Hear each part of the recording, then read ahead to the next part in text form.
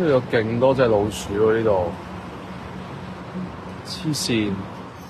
驟眼望上去，喺樹上面至少有4-5隻老鼠，真係唔使山長水遠都可以去到老鼠樂園啦。有網民星期一發布一段影片，新蒲崗彩虹道8號對開嘅新蒲崗休憩處一棵大樹上邊出現大量老鼠爬行同埋匿咗喺度。我哋嘅記者星期一晚嚟到現場視察，果然見到呢棵大樹已經變成老鼠樂園。喺樹隔離雖然放咗2個鼠餌站，但似乎冇咩作用。喺附近食肆做嘢嘅陳先生向我哋表示，自上個月底開始發現呢度有大量老鼠出沒，大大細細爬晒上樹啊！咁我哋有時夜晚收工都會好多，走嚟走去成街走嚟走去。係啊，有時有啲仲跟住啲人走嚟走去，嚇到啲女仔驚。我哋見到佢哋有裝啲鼠餌同埋落鼠籠嘅，咁但係好似冇乜作用不大。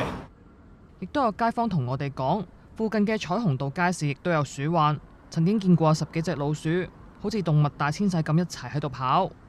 食環署喺回覆我哋查詢時就話，涉事嘅新蒲崗休憩處屬於康文署轄下設施，由康文署負責日常清潔同埋防治鼠患工作。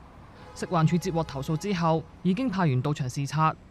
署方會定期喺涉事地點周邊嘅公眾地方進行防治鼠患工作，有需要嘅時候會放置捕鼠器同埋鼠餌。康文署喺回覆時就話，喺接報之後已經即時安排承辦商到場詳細檢查同埋滅鼠。